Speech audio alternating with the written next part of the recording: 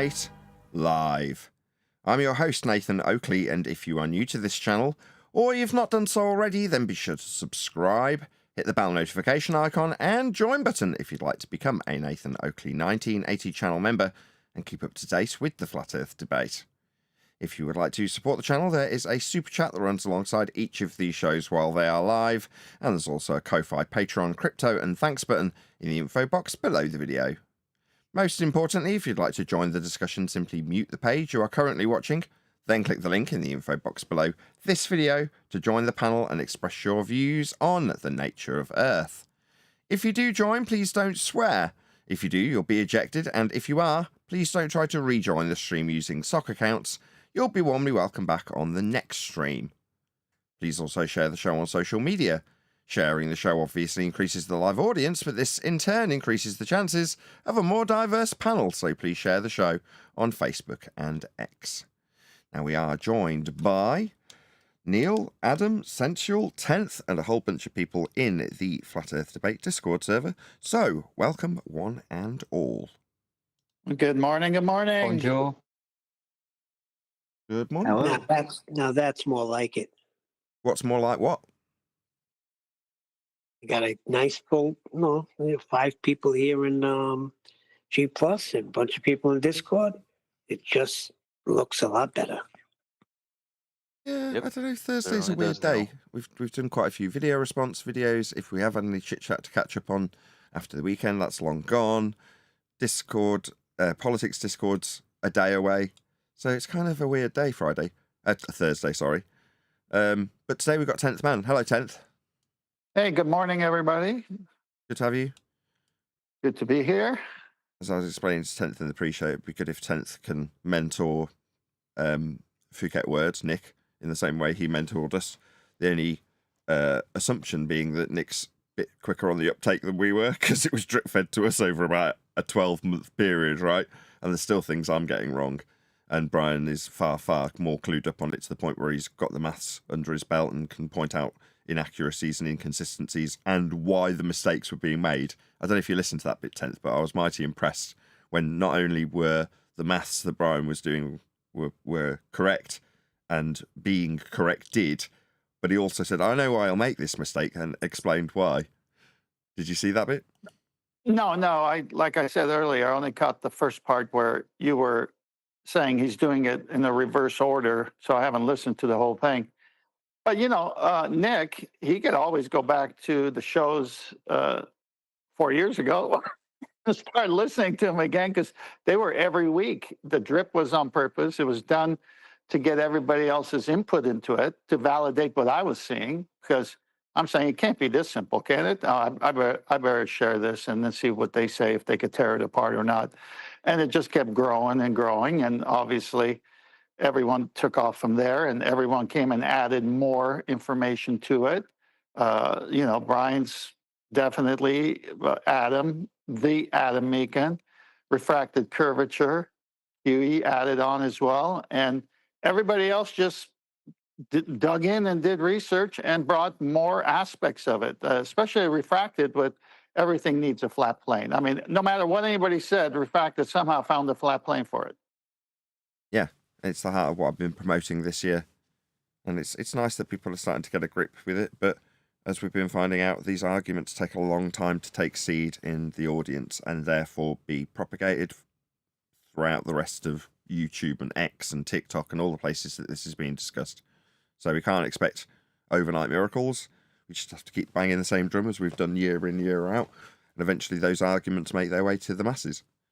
With that in mind, any objections if we rattle our way through housekeeping questions? But I want to say one thing about it, just the psychology of it all. To have all this information, I would suggest, at least for me, I don't ever share all the information. I only share the basic fundamental of celestial navigation 101, if you would have it. And when they want to argue, which is what they want to do, especially normies, I'll say, well, just go look it up if you're interested. Because no one's going to move over from a lifetime of programming unless they research it and find out for themselves. So I give them just the gold nuggets where when they go look up what I ask them, they will see a contradiction so big in their current quote unquote belief system of the reality they live in that if they're at all interested, they will jump in and chase the truth. But if they're not, then why am I wasting my time telling them every aspect of celestial navigation? Yeah. With that in mind, I'll start the housekeeping questions with, is there any evidence you can have an elevation angle measurement from a curved baseline?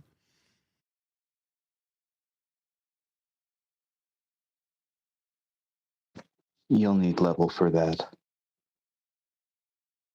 An angle is two straight lines meeting at a common point called a vertex, and it's always measured from 0 to 90. If it's more, it's an obtuse angle. So it must be 0 to 90 or within that as an acute angle. And you need perpendicular, a vertical and a horizontal meeting. So that pretty much explains it. Yeah, there was a guy saying that that's the reason for the dip correction because it's a sloped angle. Well, Get to level. dip correction and the site reduction tables and refraction are totally missing because they're using sea level. When your eyes are on the ocean, there is no dip, there is no refraction. And that's in the site reduction tables from the same institutions that tell you dip is something else. But it's just your eye height above sea level. That's all it is. It's the depression angle you're fixing. Or else you'll have an obtuse angle. You got to have 0 to 90. That's why it has to minus dip, which is getting your eyeballs on the 0 degrees, which is sea level, so that it can be an acute angle. Right. What are you correcting to? And why are you correcting it?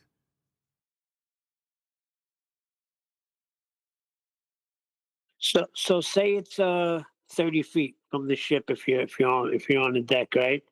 And then you sail out on 100 miles. Is it the same? Yeah, because see, when you go do the books and read how they do it, they actually take a tape measure while they're at the dock and they go to the different stations on the ship or sailboat where they're going to be doing the celestial sighting with the sextant. And they measure from the water line to that position where the eyeball is going to be. So if it's a sailboat, more than likely the mast area, the main mast, will be because the sailor wants to be near something that he or she can lean against and be steady as the boat is rocking. The other one could be the aft deck or the bow.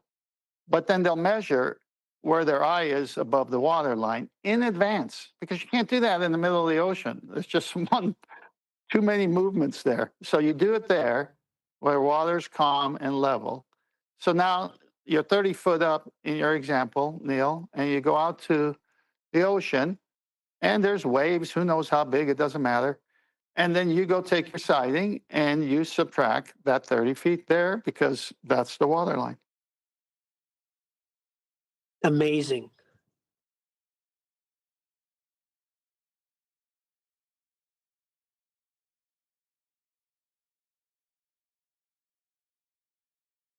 Practical, actually. Yeah, but it's just amazing that when you do these things. I mean, Earth is flat. I mean, there's no other way around it. Well, these are the simple talking points. Like you'll say, like if someone wants to argue dip is something to do with the curvature of the Earth, you'll say, well, really? Gee, all my research showed me that they take a tape measure and figure out the sextant height above the water. And so that they subtract that. So as if the eyeballs are on the water, which is 0 degrees sea level. So I don't think they're referencing a curve. They're referencing a 180 grade angle. And you talk like Columbo until they like, oh, is that how they do it? Yeah, that's how they do it. So it's just a depression angle. Right. Columbo. What was it you started Right. with? A slope angle. I was going to say, I mean, there's a depression angle.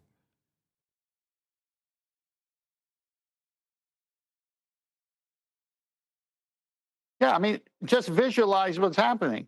you're above the water by 30 feet. You got to get your eyes on the water so that you can have this perpendicular relationship, 0 to 90. Right. That's it. That's it. Exactly. You're correcting to level, and it doesn't alter how far out at sea you are. It's always going to be the same measurement that you took at port. Just flat Earth requirement.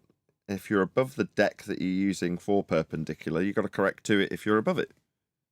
The horizon's formed with the deck. Speaking of which, any evidence of a physical geometric sphere edge horizon, formerly known as Earth curvature? After all of that, you're going to ask that question? Not since the Black Swan. We've discussed the flat Earth principles in this regard with horizons that aren't possible on a globe. It's worth asking the question, given that the majority of the, I was about to say the Western world, the majority of the world believe they're on a sphere, Neil. Is it any worth asking the question? And that'll be reaffirmed all day today on commercials during the football games. You know, you can plan on it.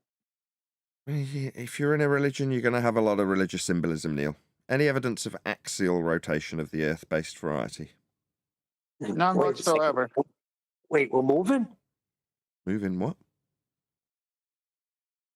You said any evidence of axial rotation. That means we're moving. Oh, I thought you meant I as in don't feel- moving on in the questions. No, we're definitely not moving. No, that's also another thing, that when you go to the vernal equinox, which is a date used to map the stars, the Earth is stationary, and it's a 180-degree straight angle with the celestial sphere. It's the celestial equator meeting up with the Earth's equator in their so-called paradigm. So one big flat plane, and the Earth is stationary and the stars are moving. So they even have to resort to that when they map the stars. So what's this axial rotation all about? I don't know. Nathan's asking the questions. Ask him. That was... Well, there's axial rotation if you want to describe a flat plane to give you an axis, and you want to look up at the stars. But of the Earth-based variety is the focus of the question, right? Yep. So, is there any evidence of axial rotation of the Earth-based variety? No, you would have a Coriolis, Earth-based Coriolis effect that you would notice with anything that's not on the Earth. I was just going to ask, is there any evidence of Coriolis effect? Well, yeah, the Coriolis effect is real. If you're on a non-inertial turning reference frame and you look at something tossed over the top of it, then there's a good chance you'll see it seem to curve from your vantage point. That's Coriolis deflection. The assertion that Earth has such an effect is absolutely absurd. Earth's not moving. There's no evidence to demonstrate that we are. And the ones that they give us would suggest that things like pendulums drift because Earth turns underneath them. Coriolis deflection, as Neil points out. But then Earth's turning underneath stuff, isn't it? Like planes, helicopters, drones, hot air balloons. If you jump up and down. So if I'm playing Frisbee with my son, that wouldn't be possible. Well, yeah, the Earth would turn underneath it, and depending on where they suggest you'd be to encounter more or less deflection, that's not actual deflection, it's just Earth turning underneath. What we're now into describing is the consequences of their claim, which is that suddenly basic stuff isn't possible anymore because there's an Earth turning underneath it. But I thought it helped the football team win a game with a field goal. No, Neil. Oh boy. That was Neil deGrasse, not our Neil. Any evidence of the distance to the sun moving on? How would they know that? Well, they What would they have to do? What would they have to do to get that? Be level.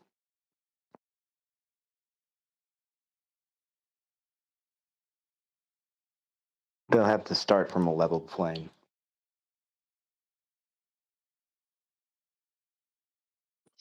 Football field is pretty level. I know Nathan's not letting me get football in there today. Are you sure about that answer?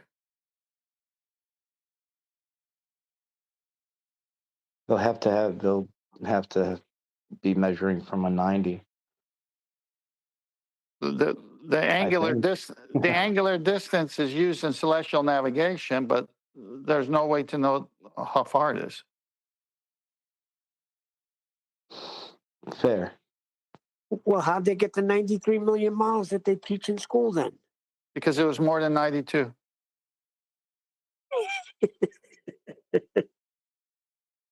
When I went to school, it was 3 million. No way. Yeah. Wow. How things change, right?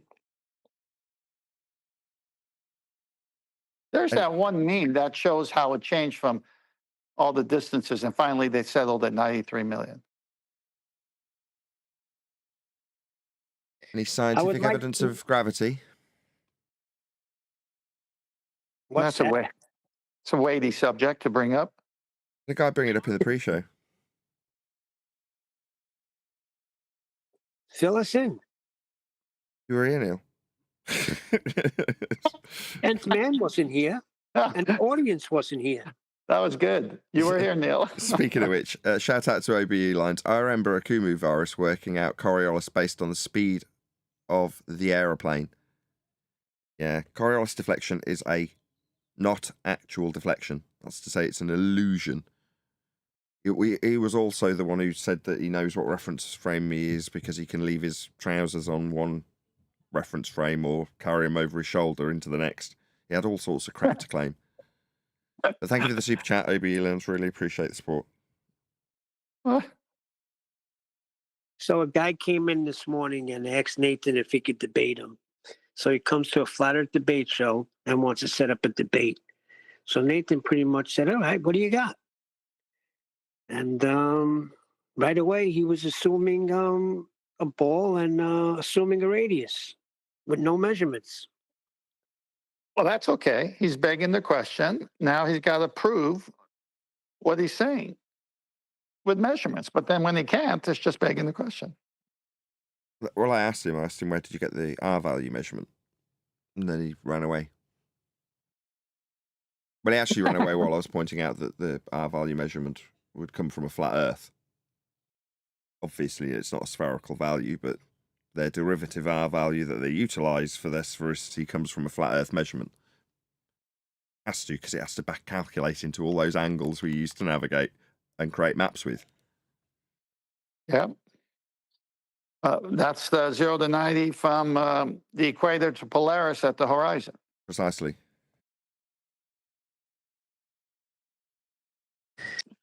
Yeah, just for everybody's information, the guy came in 24/7 and asked the same question, and he wanted to record it. And he got dealt with there, and he came back today, and he was gone in 30 seconds. Sounds like a movie. That's 60 seconds. All right, so twice the time. My daughter's named after one of the cars in that movie. Nice.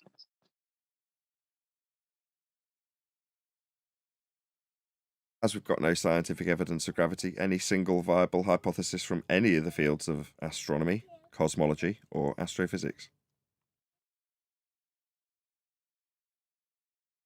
Well, it depends how they define the scientific method. You know, that's a loose translation they have for the correct definition of it.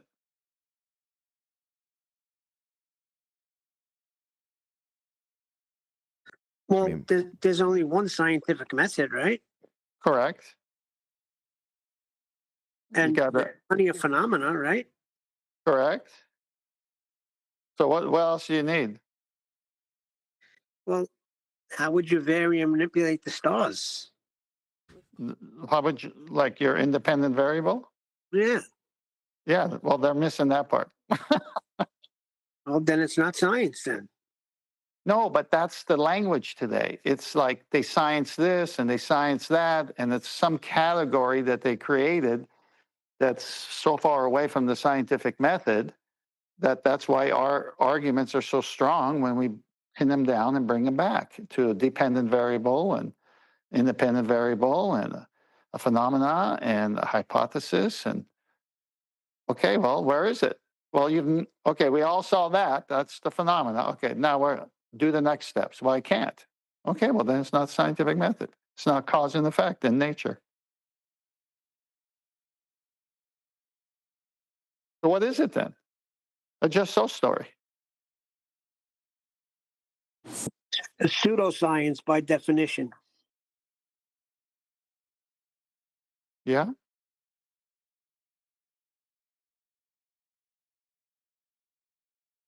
Have you heard the latest housekeeping question, 10th?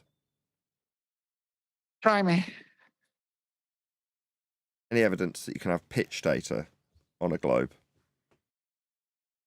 Only at a baseball game. Hey, that will need unpacking. What? Pitch. Only at a Oh, baseball pitch. game. Oh, like, yeah, any sports, football, pitch. Yeah, gotcha. Terrible. Well, it's not terrible. The pitcher in baseball throws a pitch. So, and they always measure. They have data, how fast, curveball, this and that. But that's the only kind. That's Yes. Correct. I'll And have the 6. curveball is because the Earth is turning. I'll have 6 pints of that. After 6 pints, the Earth is turning. Anyway. So, yeah, that's our latest housekeeping question. I like it. Made a complete mockery of it. No, I'm having fun with it.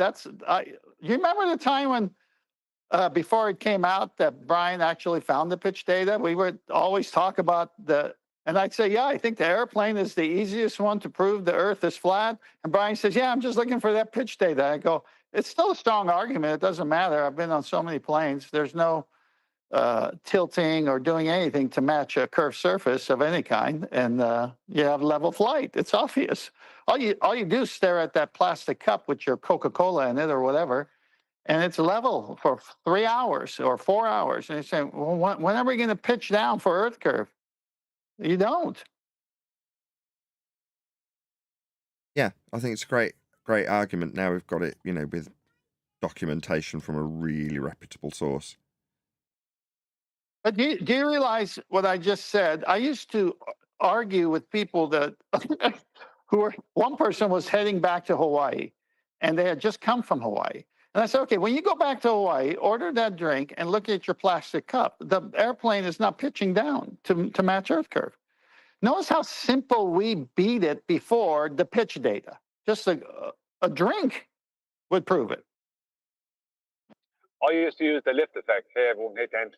Hello. Hey, Brian. I still use it, because you can't pitch below horizontal and generate enough lift to account for the weight of the plane. So that's the end of that. That's for sure. The pitch data wasn't necessary as an argument, but it's more for the public. It's like, there you go, bosh, pitch data. Do you know what I mean? Yes. Like, Well, you say it argument, wasn't necessary for you, because for me it was. I mean, I'm lazy, and going through the logical consistency, as 10th Man just did so eloquently, isn't necessarily my bag. I like things to be really plain and simple and be able to be summarised in about one sentence without any thought. Not thought from me, but thought from the person you're telling. So explaining a logical consistency with flight is all well and good and absolutely valid. But it was another one of those that, much probably to your irritation, when it would come up on things like bulbous stuff, I'd be like, meh, I don't want to use that. And I'd never be able to explain why until you get pitch data and you're like, this is so absolute. This is the end of the discussion if anybody wants to contest the logical consistency that you've had. You know what I mean? The lift effect was only a one sentence thing. I was trying to get you to have a look at the lift effect, but you were just avoiding airplanes in general. No. I think you were expecting them to be more complicated than they were. No, I don't think so. It's just I like it now for the reasons that I've given. When you've got the words NTSB above the document, it's the end of the conversation. Explaining a logical consistency, you can try and get between the cracks of the perceived to be inconsistency of this logic. If our opponents used to do that, can drag out. The pitch data chain takes all of that away. I said this from the off. That's why I was so excited about it when we first got it. I mean, the bullshittery about having it cost 120 grand or whatever Wolfie said kind of added to that a little bit. You know what I mean? What do you mean by added to it? Well, Sorry. it made the importance of it once we had it in hand to why they wouldn't want to be giving it us and why they'd be telling us that it wouldn't make any difference even if we did have it. Or if we did have it, we wouldn't be able to read it. You're like, what's the big deal? Just give it us. Oh, it'll cost 140 grand. Well, why up the stakes? Then you get it, Yeah. and you know why. Yeah, well, to them it's worth hundreds of thousands because to them they'd pay hundreds of thousands for it not to exist.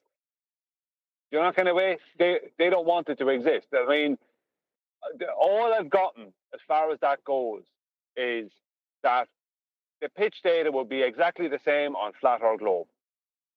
That's all I've gotten. Now, that's a ridiculous statement. That's a zero difference result. So there's a zero difference result then between a horizontal plane and a sphere, a convex surface. Are you serious? You know what I mean? Do you expect me or anyone to swallow that rubbish? You know, but that's what they'll try. That's what they've been trying. Actually, Flatsy brought it up to some guy in the past couple of nights. Flatsy just shared it to somebody, a couple of people, and one of the people she shared it to, this baller, the first question he asked, now I won't go into what the after of this was, but the first question he asked was, what would be the amount of drop per second? Right, straight away trying to hand wave away the pitch data and talk about how much drop there would be. You know, and I told her my answer to that would have been 1 second. I just checked the pitch data. Okay, I checked 0, 0 drop. You know what I mean? But that was the first question he asked her. How much drop per second would there be over a globe? Do you know what I mean? That's a complete hand wave of the situation. Got to now try and think of a segue to get this into a complete rendition of the housekeeping questions. And I'm not that quick on my feet. So I'm just going to ask, is there any evidence we can have gas pressure without the necessary antecedent of a container to press upon? I know it's non sequitur to what you just said, Brian. Yeah, I thought you'd give some answer to that. I was expecting you. I was hoping to get through the that. housekeeping questions because it's been, you know, when you've got a lot of juicy stuff and there's things going on and you just start the show and then you're into a conversation, you might ask one housekeeping question and then you think about it and go, did I ask the same housekeeping question for the last 10 shows?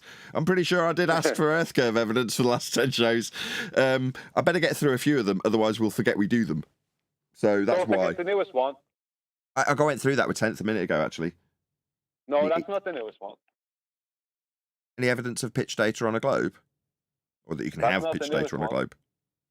We'll go through the gas pressure one first. Sorry, we'll go back to the newest one. I didn't mean the one I went through most previously. I'd just gone through with 10th because it's here. I mean, before you got here, I think I went through any evidence you can have pitch data on a globe with 10th. And he took it to a pun. Shocking, isn't it? You want another one? The newest. There's a newer one than that. Well, I may as well lay it out. You want another one? 10th's keen to get a pun in before you tell us about the new, I didn't think there was one, housekeeping question. Go ahead, 10th. Yeah, Brian, you know the English. They need to have their nose up. Oh, that's Now, a good one. take that in the breadbasket, Oakley. There's only so many degrees I can put my nose up to that. That took a high degree of comical understanding. These jokes didn't make the pitch meeting, just so we all know. Well, that's pretty plain to see. Oh, right, God, I just want to die. Please, can we move on? The newest housekeeping question. We'll go to the gas pressure one next.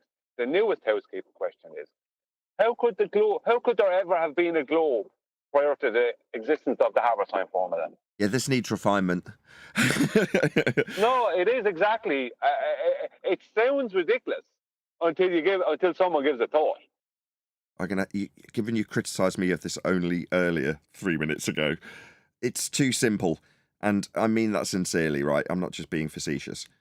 It's too simple because, yes, there can be a globe prior to, let's just call it for round numbers 200 years, just to keep this conversation simple, right? So let's say, how can there be a globe before we've got this formula that makes it erase the flat plane that's required after it's been applied. That's have a sign. Therefore, you can suggest that there's a practical application for the globe, right? Well, that's quite a mouthful, and that essence of why we would be asking that question, is there any evidence you can have a globe prior to this particular thing happening, right? Well, that's being asked for a reason, and the reason is because of have a sign, right? Yeah, because how can you navigate on a globe without the have a sign? If you were to try and navigate using a globe, you require the have a sign. So if you didn't have that, you wouldn't have been able to navigate. Now, we know that navigation has been going on for hundreds of years, a lot more than 200 years, successfully, across the oceans. So how did that happen? But they didn't, even on a globe. Even after have a sign, there's the appearance that you can plot the projected points on a globe. It's a facade, though. So the problem, my concern is that we're almost lending extra credibility to the globe, like it has, after have a sign, a practical application. There's a facade added. But as we're preaching, and have been preaching for a while now, in terms of the actual use of Earth, it's always going to be flat. So you need to add this facade to make it almost seem like there's a useful globe once you project it out with these points that you can project through and leave the surface with all the points left on them and your curve angles and all the rest of it. That comes to give a facade, not to give a practical application, and we might actually lend the idea that there is a practical use to this globe after have a sign conversion, and there is not. Has nothing to do with Sorry, it. this is your fears. Hold on, let's see a tenth Just take. one very, very quickly, Tent. Let me just go ahead. This is your fears, Nathan. You don't understand the purpose of the Habersign formula. The purpose of the Habersign formula is to change from reality, right, from what would be a reality type situation, onto a globe. The point I'm making is, if they didn't have the Habersign formula before 1800, and they didn't, then how did they navigate if the Earth was a globe? When they got the Habersign formula, they were able to navigate the Earth as a globe. Before that, how did they navigate successfully for hundreds of years, which they did, without the Habersign formula if the Earth was a globe? It wouldn't be possible Now we're getting to somewhere. do it. Yes. Okay. Now we're getting somewhere. We're refining it to the point where. Thank you, Dan. Yeah. How can you navigate with respect to a globe prior to Habersign formula? Okay. My research and my understanding, I went back and I'll use the Chinese Admiral Zheng He. When Matteo Ricci, the Jesuit priest, came over to China, he tried to convince the Chinese to the newfangled globe idea. And the Chinese believed in a square, flat Earth. And they were traveling vast oceans using the starboards. And they had already advanced star maps. And they're saying, no, it works fine with angles 0 to 90. They would have these boards, and they would hold the board to the horizon. And based on the particular stars on their star maps, they would add other boards, almost like a ziggurat. They would build up to a ziggurat image and say, okay, this is the angle we need to get back to this latitude. And so they were navigating vast oceans without land being seen by the stars, treating the Earth as a flat reference plane. Matteo Ricci comes in and says, yeah, but we've done this other thing, and you could do it this way. It's just a better way. And they wouldn't have any of it until the late 1800s, even into the 1920s, before all of China finally went to this newfangled method. Well, what is the newfangled method? Well, it's really describing great circles. What are great circles? It's a perspective view of your 0 to 90 to 180 of the sky and the stars as they, from one horizon to 12 noon above you. Let's use the sun, it's easier. So the sun at the eastern horizon, the sun above you at 12 noon, and the sun at the western horizon. Well, that's your protractor, and that creates a part of a great circle. And so it's this perspective view all the way to this imaginary celestial sphere. and you're measuring like you're inside of a basketball, the inner concave surface of that view. And so it's the PZX triangle and the Haversine, and it's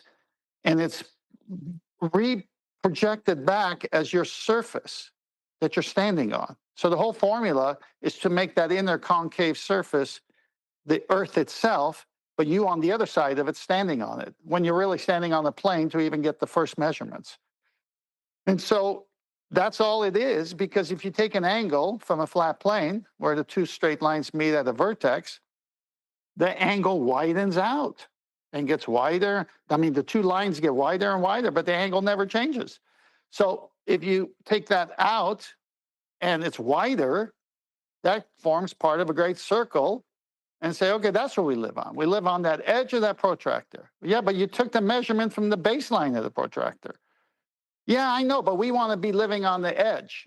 We want to be on a globe. So we'll use the Haversine and PZX to formulate, when the stars are there, back engineer it to where its GP is on the Earth when the Earth is flat, to get the first measurement to begin with. That's all they do. Not as simple as that, eh?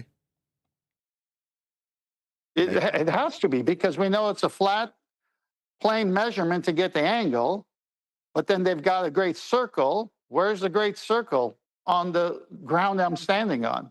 There isn't any. It's a 180 plane, because it's got to be 0 to 90. It can't be an obtuse angle. Okay, so the measurements prove you got to have a plane. That's why they have the imaginary conceptual equatorial plane. I know some people want to be in hell, but there's no such place. But that's the only place, when you cut a circle in half, to have a 180 straight angle. What's the next one? Well, we'll draw the same parallel plane on top of this circle, which represents a globe Earth, and we'll call that a tangent plane. Okay, well, that's parallel to that other imaginary one at the center. What's the next one? Oh, we're in the plane at 30,000 feet with a bubble section. We're going to use a spirit level and create a horizontal to match the other two. Great, you got 3 180 straight angles you're taking all your measurements from. Where is the globe ever in this? Why? If I'm standing on a curved surface, I can't get an elevation angle measurement. It's impossible. So they have to do these parallel lines and say you're getting it from this as your reference plane. Just look up the word reference. It's referencing what you're on. And it says reference plane, not reference curve. Right. All roads lead to a flat Earth. It's so over. I'm going to drop another housekeeping question in 10th. Hopefully it won't annoy anybody. Is there any evidence of a self-perpetuating molten iron core at the centre of a presupposed spherical Earth?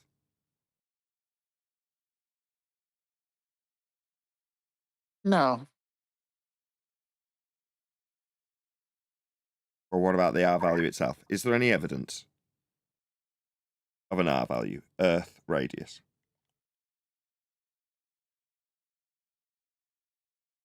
Measured from Polaris as a plane? Yeah, that's what we went through in the pre-show. Well, isn't that kind of contingent on the black swan as well? Because the R value, if it did exist the way they said, would have to have curvature that'd be noticeable and measurable, but we can't see it or measure it. Any measurement or suggestion of measurement always leads back to a flat Earth that's needed at some point in the assertion. There is no calculations of R. It's just flat Earth measurements that are suggested to give you an R. Yeah. Can I take a But- sidebar? Can? Brian, Yes. Brian, wake up. yeah, forget that thing Hello? we talked about last night. Okay. Thanks. How very No worries. cryptic.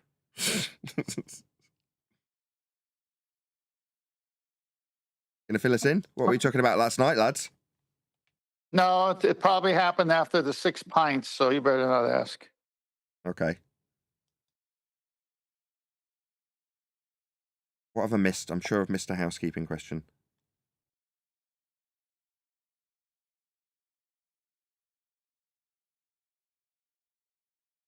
Did a video? Did you do the Molten core? Yeah. Did the multi-line core, did R, did gravity, did scientific evidence in general, gas pressure without a container, axial rotation, Earth curve, and the evidence of the distance to the sun. No, we've done We that as did well. that It was already. That as well. scientific evidence that you left out. What did it You leave did that out? already. Did it leave out? I think it was scientific evidence that you had left out, but no. No, we did. We had scientific evidence of gravity and any single viable hypothesis from any of the fields of astronomy, cosmology, or astrophysics. We had both of those. Yeah. It feels And we like I've did the missed one. sun. And we did the You've sun got one 'em already. all. Got them all. Oh, brilliant. Only 50 minutes into the show and we got all of them. Bingo. Brilliant. Okay, well, we've got a video to cover then. We have actually covered all the housekeeping questions. I yeah. added another video from Level Earth Observer. It wasn't a very long video. I didn't watch it yet, but it's pretty new. It's like a hour old. Oh no, you've got to vet it first. Okay. You should ask Brian to play his video. What? He's here. What do you mean? You got something you should want to put talk about? Because in the meantime, I could do it Yeah. grabbing a drink just briefly. I'm going to You do want me to anyway. share, but- Kiwi? You know the one. Yeah. Do you want me to share it? I'm asking. I'd like to see the reaction. I wasn't gonna say anything. I'd just like to see the reaction to that. Wouldn't you? Okay, give me a minute.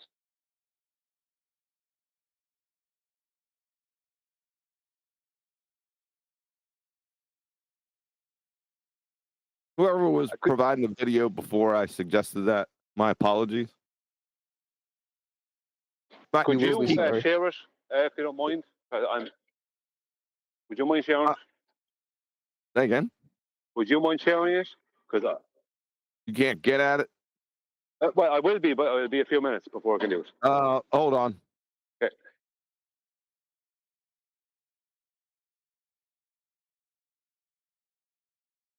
Right, I'm all set now. Let's do this. So we've got a video to cover today. Hold on a second. Oh, okay. I'll put it in Master B because it's hard for Brian to get a hold of it, even though it's in his Skype. Master B, and it's only for, I think, how long is it? You don't have to play the whole video, just the first part.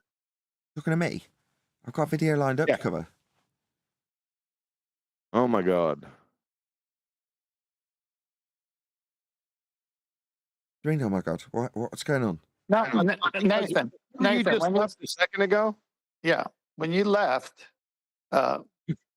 Brian's video was superseded that other video because you told that guy, "Have you watched it?" And he said no. And then QE said, "Well, we got a video with Brian, so No. Adam's video was different to the other video that was already lined up. So the video lined up has already been vetted. Why did I step out and All get a right. drink? Right, we've got a video Yeah. that we're going to be covering, and unless there's something that's incredibly pressing, what have you shared, QE? It's a video that Brian sent me that I just like to get some people's reaction on.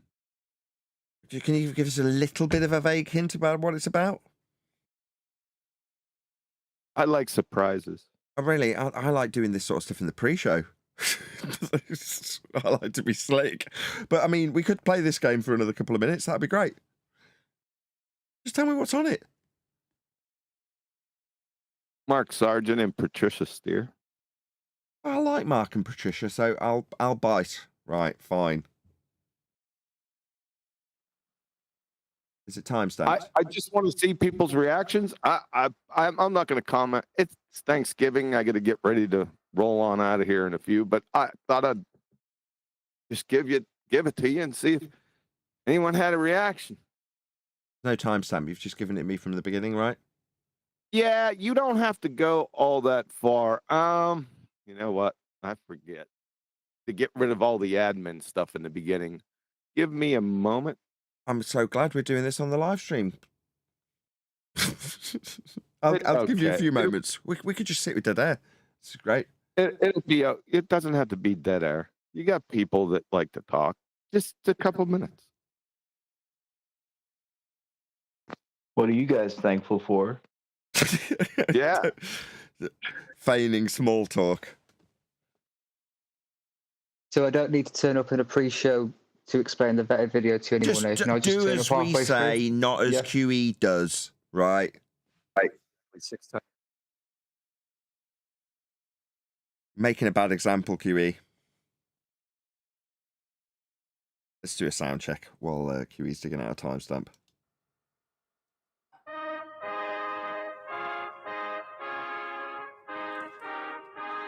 Does that mean make sound? I have no idea what this is. I need a timestamp. God. Right, I'm going to give it another 10 seconds, and then I'm going to go to the other video because I can't waste Dude, it. no, you won't. Yeah, I've got to. I can't just sit here waiting for you to figure out what we're going to do We're during a almost there. live stream that I've already got a video lined up so we could be slick with it. I mean, we could sit here for... Oh, my God. Really? Is this really happening?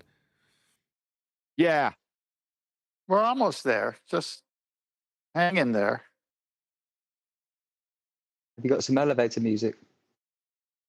I've got Yes. video lined up for this very moment. Nathan, don't worry. No one's leaving the show because now we're all interested in this. I'll do a call to action. 82 people watching. Hopefully, by the time I've finished asking you all to share this absolutely riveting part of the show, you'll all smash the share button, and that'll distract from the fact that there's only 81 people watching. I'm losing viewers. Well, that won't be the first time. But seriously, smash the share button if you've not done so already. A lot of S's in that. Huey's queuing up the video so he could steer you right. Just do this on Monday. I'm But gonna just pretend it's Monday. I'm going to give up Pretend on it. it's Monday. We're going to do it on We're going to do the video I've already got queued up, ready to go, because it seemed a lot more No, interesting. Nathan, wait for this one. Just wait, Nathan. I mean, We what's the are rush? doing a friggin' live show. And we are If showing you our wanna lay a interest video in that the you want me to video. cover, and I'll get rumpused. Let's have It's the roughly audio right there. Fine. I'm Nobody breathe. gonna try to lock it, see if it makes a damn difference. I don't think it's going to though. We're gonna lock his thing and see if it helps. Okay, Lock it so and you- throw away the keys. So as you can tell, all three of us watched this, which was, and I didn't know. I honestly didn't know. I didn't see a promo for it, but we had Holy frickin' gain overload, Mark Sargent. a Flat Earth presence show up on Tim Pool's stream. And what a presence it was. Oh, Yeah, What's it, so Dipsix? exciting. And Alex Stein. We'll say he's flat Earth too, although he's more like geocentric. But you know, he's flat Earth. He cut his teeth with the David Weiss Rose Baby Truther Show thing. So, and Jaron. of course. Before we're Forgot done, Jaron. I am actually going to give Alex Stein props on this. Oh yeah, yeah, he I did am. good. I am. He filled in where necessary those phrases, words, sentences that were being overlooked in the conversation. He did well. He did. You know what? I'm just going to get out of Are you having a laugh, Patricia? Did you watch it? the way now. Alex Stein for me, because I didn't watch, I listened to it in the background because I didn't want to watch it. I didn't want to be distracted by the visuals. So I just listened to it and I tried to pick Me up. too. Cool. I mean, I watched to see who they had on there. And then as I'm listening, I'm looking, because I was trying to figure out what I might do differently if I was in their position. And then Alex Stein would like chime in. He knew when the audience was getting lost. And he Yes, knew exactly. when the scientists, when the brain power of that room, and there was a lot of brain power in that room, was delving into the minutia and getting lost. You know, they were A lot of brain power in the room. Who was in the room? Sungenis, Whitsit, Alex Stein, Tim. Was there one other guy?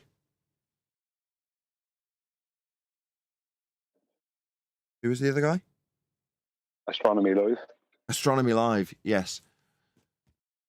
Who's... Am I missing something? Why is our perception of this so different to Mark and Patricia's?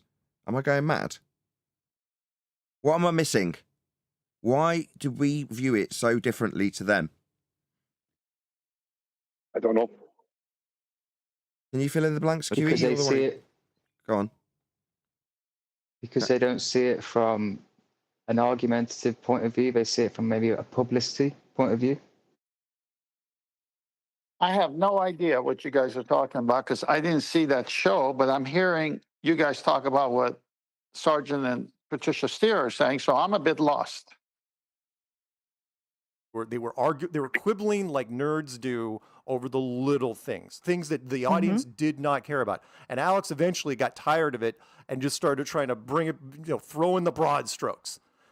I mean, to be fair, we've got 40 minutes into this, right? So we haven't watched it. So while I'm throwing these criticisms, maybe there's like an exemplary bit of debating that we missed 40 minutes after the 40 minutes that we've watched thus far.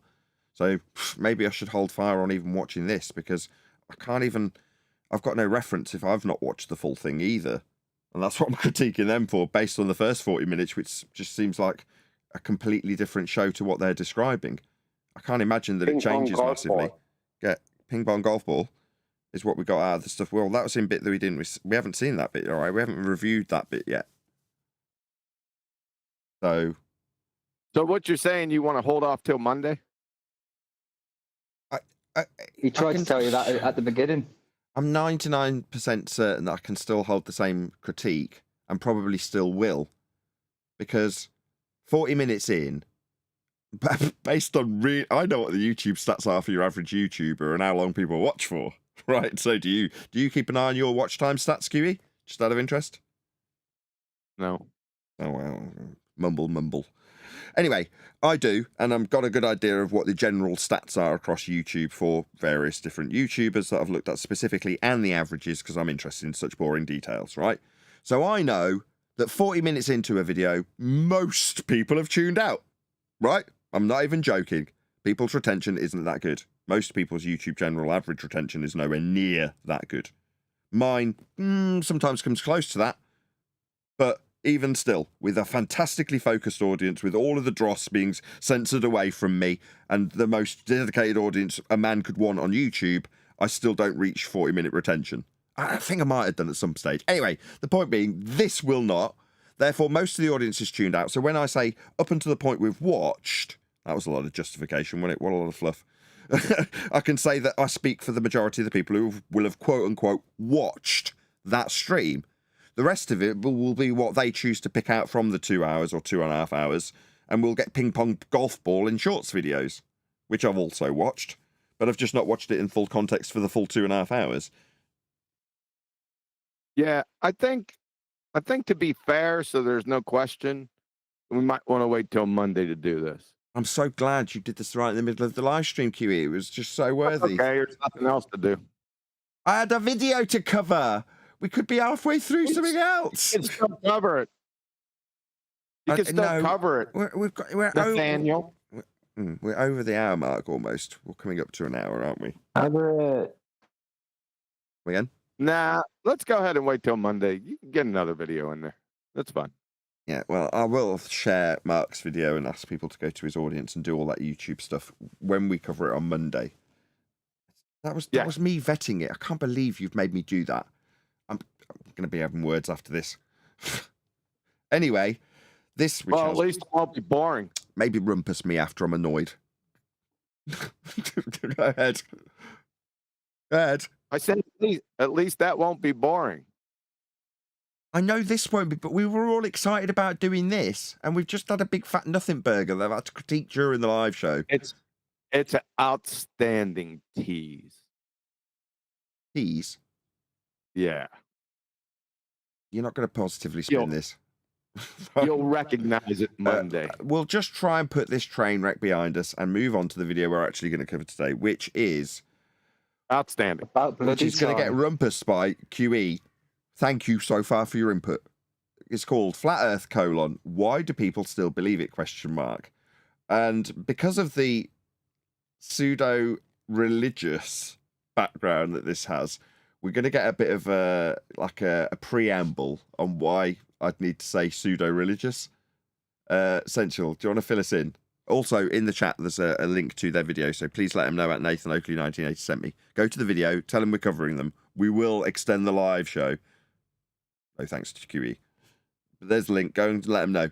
Sensual, tell us what you mean. Well, they're from a group called Nubians or something like that, and they're Kemetists, so they believe in UFO.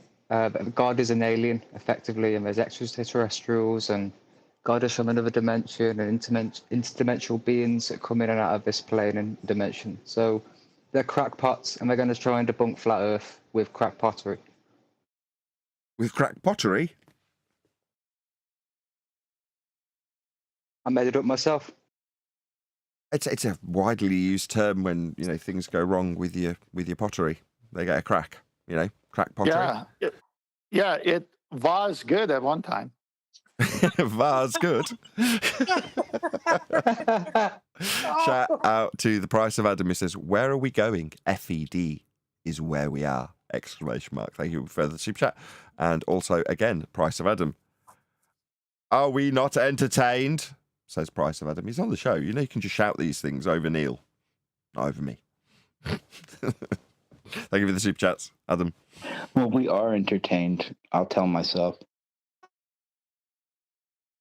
Yeah, well, I should hope so. Please share the show if you've not done so already in the live stream chat. Right, let's crack on with it. I was drinking when you were talking, and I was like, oh, I gotta say something. Perfectly reasonable. Thank you for the support. Why is this intro taking longer than QE's video? Because we know it's going to be good. Anyway, let them know. At Nathan Oakley 1980 sent me. The channel's name is OSM Vision, so please let them know that we covered their video. But we will get into it. I think I'll have to readjust the levels. You have. Since I've been studying, I have quite a few questions. The more I read is the more questions that I have. So I'm hoping to get some answers to some of these questions, and hopefully they're questions that other people would also like the answers to. This guy Brummy? Yeah, they're Birmingham. Yeah. I did timestamp it, Nathan, in Master B. I think it starts at 30-something minutes. 30-something.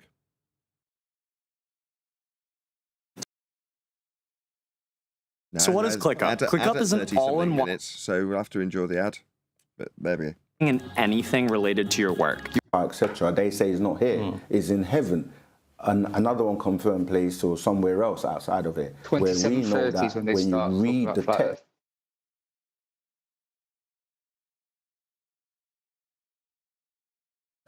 I was speaking to a sister a while ago, and to cut a long story short, just before I left her place, she said something that absolutely blew my socks off and just stopped me in my tracks.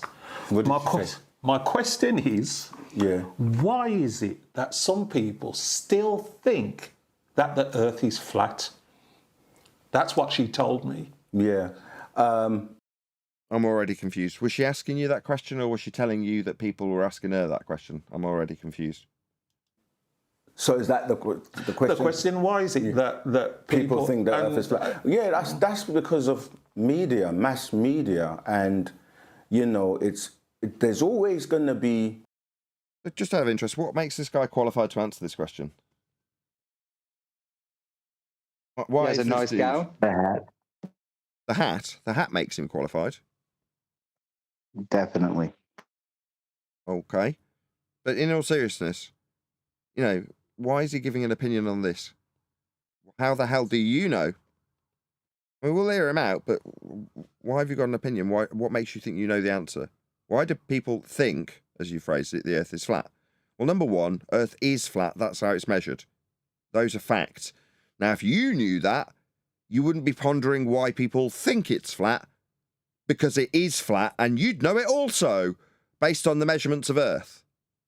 Now, further to that, we question why people believed Earth was a sphere, and then we found out exactly why.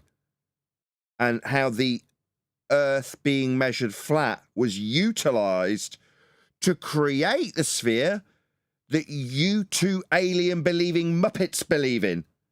So your numpty alien belief will be based on these flat Earth measurements to create a ball, to have a sky vacuum, for you to have a numpty alien belief in.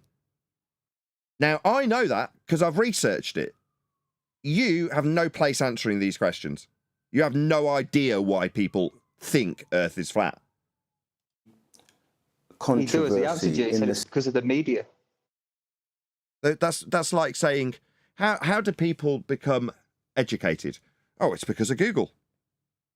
What do you mean it's because of Google? Well, at some point, they'd have had to type in a search into Google, wouldn't they, to have become educated? Even if it was to find the phone number of the university, at some point, Google would have been involved. You're like, okay, so Google. That's basically the cause of everything. So like, okay, so you're just going to name a conduit for information delivery. The media. Okay. You want to be a bit less non-specific about the conduit that people might have found out through? They found out through the media, and then what? Sense that if somebody says something is up, you're going to find people are going to say, no, it's down. You'll need a flat Earth for those ups and downs, my friend. Like for measurements, if we're referencing Earth, up and down need a horizontal plane of reference to describe them perpendicular to. You don't have that on your globe that will have a sky vacuum for your stupid alien belief to be in. If you say it's left, someone's going to say, no, it's right. And this... Oh, you're saying that because people think it's a globe and have a belief in a globe, someone's going to say different, ergo people are going to say it's flat simply because they want to contradict you. Oh, I see. No, I'll just reiterate what I said earlier. Earth's measured flat. And now, I don't think you've got a stupid numpty globe belief with aliens in a sky vacuum that violate natural law simply because you want to oppose the measurements of Earth. That would be stupid. Oh, well, Earth's measured flat. Well, why would anybody think different? Oh, well, because they just like being contradictory. People are like that. If I say it's flat, people will say it's a globe. No, it's because they were punted the idea of it's a globe from birth, and the globe came from measurements of a flat plane to create it mathematically. So it's not just people being contrarians, my friend. This sounds like the ramblings of an idiot, the kind of idiot that would believe in aliens from a second law of thermodynamics violation. But we'll find out if I'm right. Let's see. This is done to persuade people to follow something without proof or evidence, right? Really? Yeah, I'm offering measurements of a plane that's flat for elevation angles, flight, sailing, mapping, navigating, charting. Basically anything to do with measuring Earth. But this has been presented by the media to make people believe stuff without evidence. I'm pretty sure I've just boshed a load of evidence on the table based on measurements, and that evidence is something you cannot contest in any way, shape or form. So based on those facts that I just presented, I'd like to know, what in the unholy hell are you babbling about, you stupid man? Because you sound like you're insane. No, flat Earth measurements aren't there to make people believe stuff without evidence. That's stupid horseshit. Right? No, not right, mate. You're just stupid. We go on about... We stutter about when we think about next sentence that we're going to bullshit about. Facts and evidence. No, you don't know anything about facts and evidence, mate. You wouldn't pretend that people have been given flat Earth by the media so they ignore facts and evidence as an argument. This is shite, mate. Shite is what this is. You brummy git. And for us, knowing that we have a teacher, a master teacher. Nobody gave a question about what you would reflect on with regards to flat earthers. Nobody cares. Anybody cares how this affects him and the royal we in his circumstances? Hands up, who gives two shits? Nobody cares, but you were asked about why people were thinking that the Earth's flat. And to answer that question, it's measured that way. It's just as simple as that. That explained to us that he comes from somewhere called Planet Risk. Like planets? What, like spherical lights that are inferred to be physical that you can land on after traversing a sky vacuum? That sort of planet. That's utterly stupid. In order to reach something that you thought in your religion of a sky vacuum-based sphere Earth derived from flat Earth measurements, you'd have to traverse a second law of thermodynamics violating sky vacuum to get to this planet where he would be. Who's he? Oh, this is one of your stupid, idiotic beliefs, is it? Well, that's stupid and a violation of laws of nature, my friend. Notice these aren't beliefs without evidence. These are laws of nature that defy your stupid, nonsensical horseshit about planets where a he can be. No, my friend, no. Learn entropy law and you'll know how stupid your religion is. Right? In the Not right. No, definitely wrong. Violating second law of thermodynamics to have your planet with a he on it.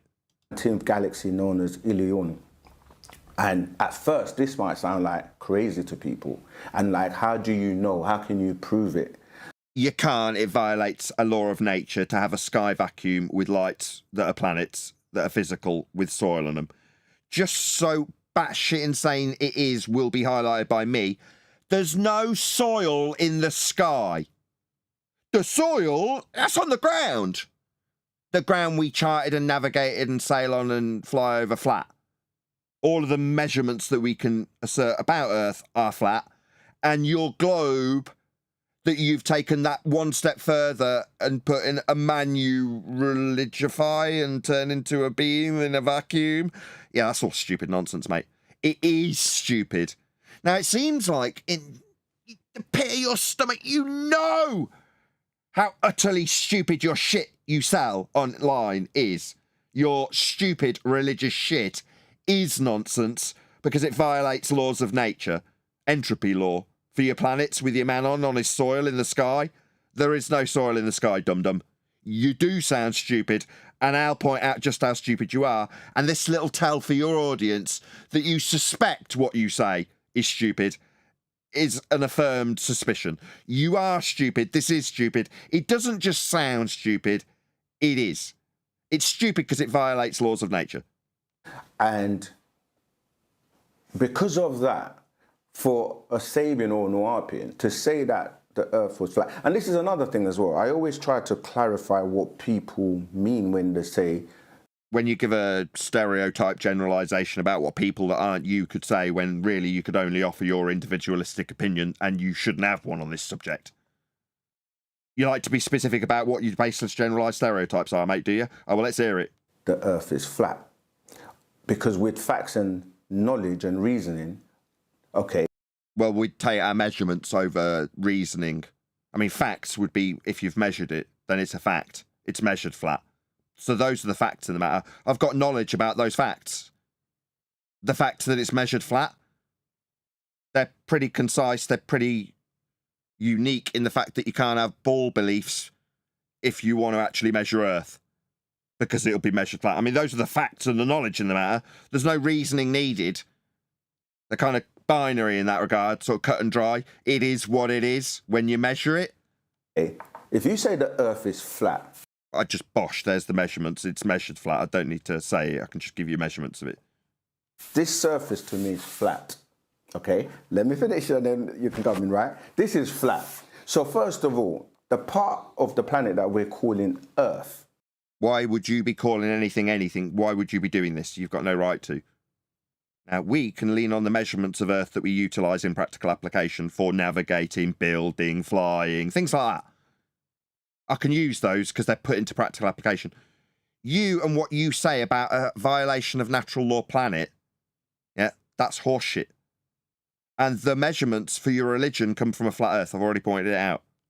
Not the water part. Earth has mountains, so it's not flat. Oh, really? So the mountains and their heights described with respect to sea level mean that Earth isn't flat? No, we have topographical descriptions of heights of mountains, all with reference to one plane, 0 being sea level, heights with respect to it. So to describe those mountains and how flat it isn't, you'll need a flat Earth to reference it to. That would be sea level. So do we reference these undulations in the overall topographical nature that we have measured with respect to sea level, the mountains and valleys? Are they going to somehow be referenced to a curved surface? No, they're referenced to sea level, mate.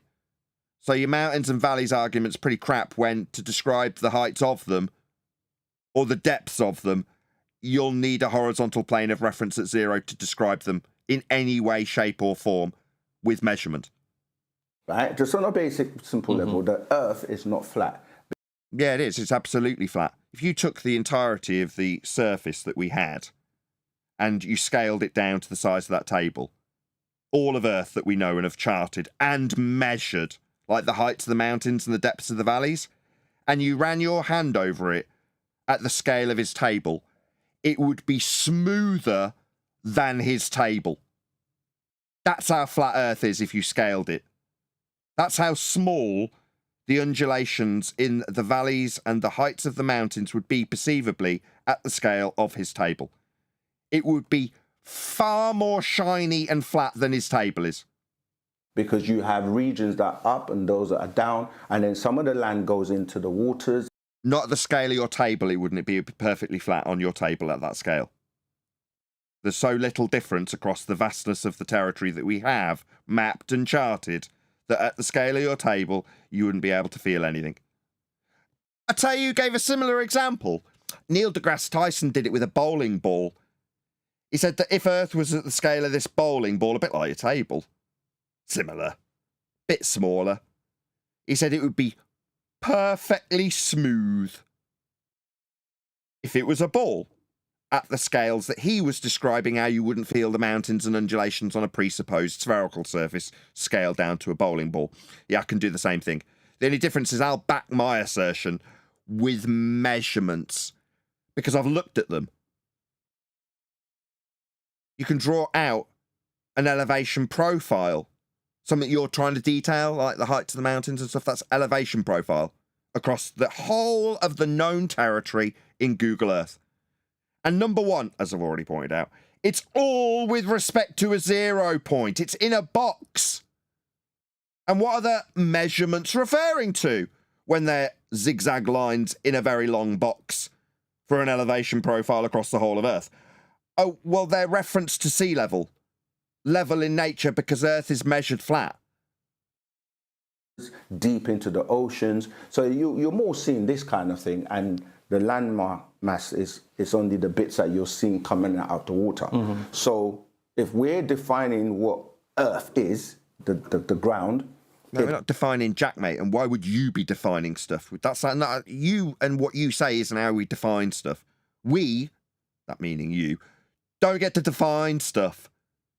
Yeah? I mean, if you were talking to me, we'd be going through a process called the Socratic method. We'd be looking it up together.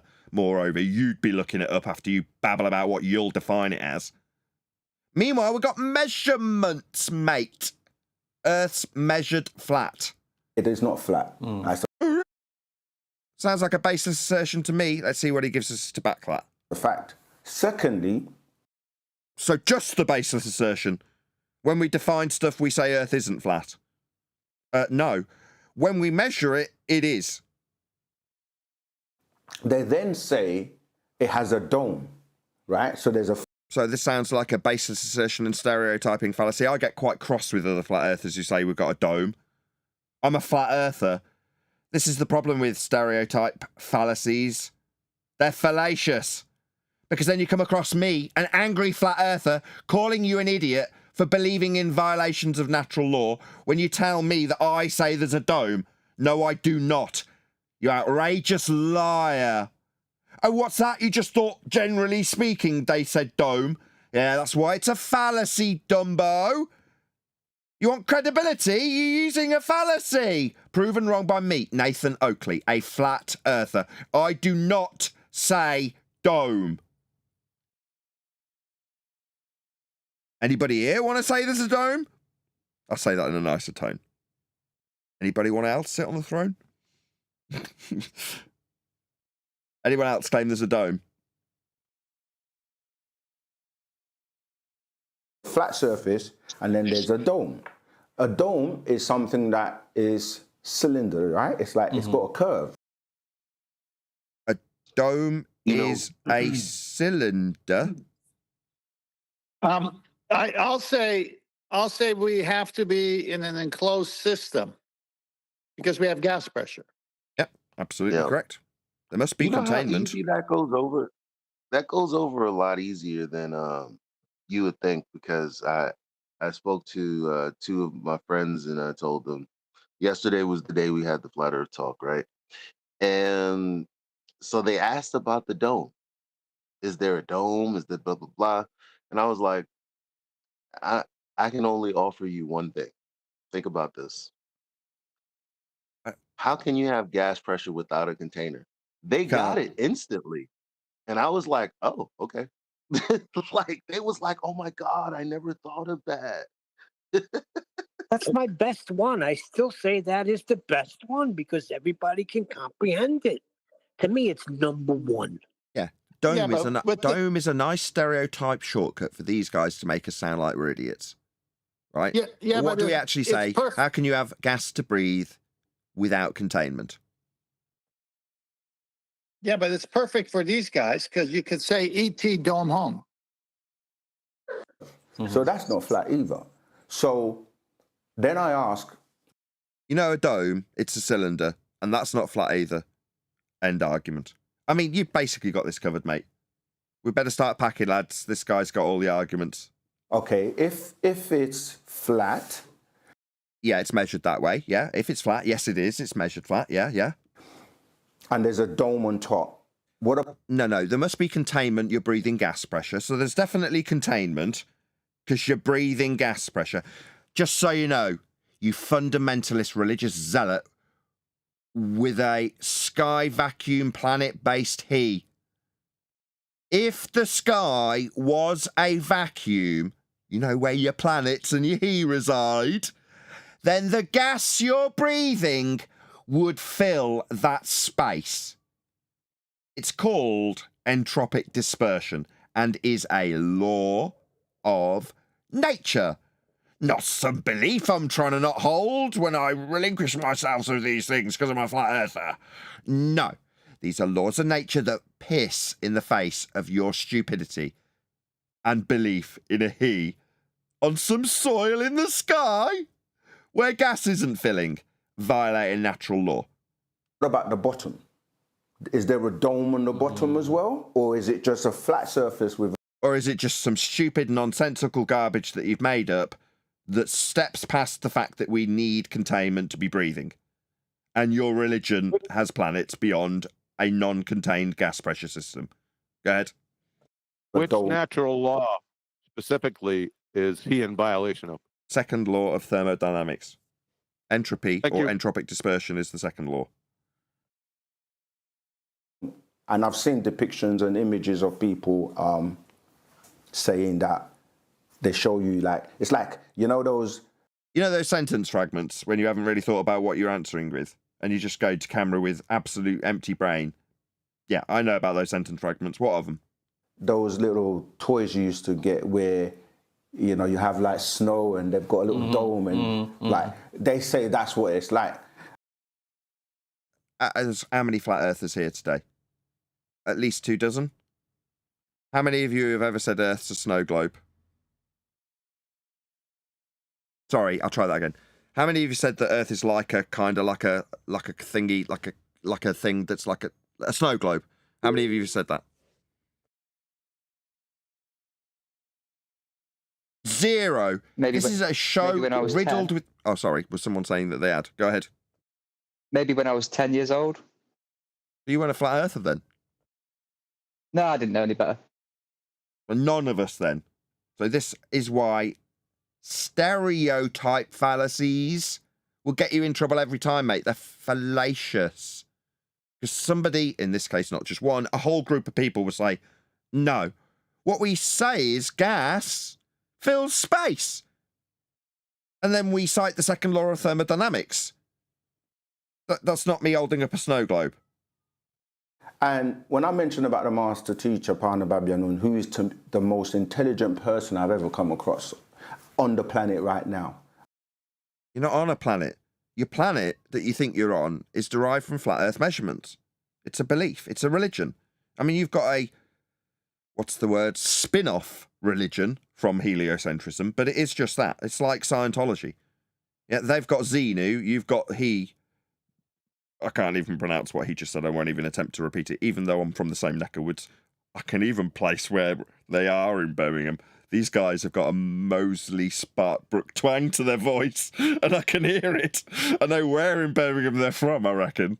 I mean, I could be wrong about that. They could have picked that up from mates that are in that area. But I recognise it, and it is literally the area I grew up in. So these guys, it's hard to tell with black guys. They tend to look younger than they actually are. They age better than white guys, in my experience. So I think these guys are a little bit older than me, but they might be a fair bit older than me. I just can't tell. And the information he has taught has reasoned out and proved itself on every subject you can possibly think of, above the sun and below the sun. And if you need to have a flat plane of reference to describe things being above or below anything. Every time these idiots that approach this subject will fall into these traps after 2024. They'll just use flat Earth references like that's acceptable. Above? What do you mean above? You've got in and you've got out on your globe. What, you're just going to use a few flat Earth references that require a flat Earth prerequisite for the description to occur? No. You're not going to be above or below Jack without a flat Earth to reference. If somebody's that intelligent and has given so much information, facts after facts after facts have come to pass, and there's literature and documentation in the books to prove this, he has never... Is that an elephant hurling fallacy that he's just committed? He said that the master teacher, but who's he referencing? He hasn't identified where he learned all these things. That's what I'm saying. Isn't that an elephant hurling fallacy? There's books and there's museums and there's statues. Just elephant hurling. No one's answering me. Taught that the Earth is flat. That will actually go against the fact that he's coming from somewhere else, which is outside of the planet, from the planet Risk. So just reasoning to me. What does the planet outside of the planet Risk mean? What does that mean? No, I think he just identified who his master teacher is. It's some spiritual being that's talking to him that is outside of this planet to him. Yeah, he can use that terminology though, can't he? I think in and out is fine. Outside of is okay when he's using globe Earth rhetoric and heliocentric religious terminology. I mean, obviously. No, that's not what I'm addressing. I'm addressing that I think he just identified his master teacher is an alien who speaks to him. Bilu. That happened in the past. I'm sorry. That happened in the past. The conjure of the nebular hypothesis, Emanuel Swedenborg. Who? That's where the nebular hypothesis came from. This is all new to me. Whoa, slow down. There's lots of new long words and people I've never heard of. This is great. Who are these people? What are you talking about? The Kent just said that this gentleman was referring to the spirit that he's talking to, and it seems to be out in outer space. That's how we got the nebular hypothesis. I did a presentation on Cathexis's channel many, many years ago. The nebular hypothesis, the one that Immanuel Kant and Laplace stole off of Edmund Halley at the University of Cambridge. You know, Halley of Halley's Comet fame. Yeah. Well, Edmund Halley got the story from Emanuel Swedenborg, and Emanuel Swedenborg got the nebular hypothesis by talking with spirits from the moon, Mars, Venus, and Jupiter. Oh my God. So it's like there's been other categories that are similar to Scientology that were spun off at a similar time. Wow. I had no idea. Nebulous hypothesis. It's not a hypothesis. Nebular hypothesis. Nebular hypothesis. It won't be a hypothesis, will it? No. That's QE. That's the old. I remember talking to these people. Swedenborganism is their religion. Really? Yeah, back in the 70s. Oh my God.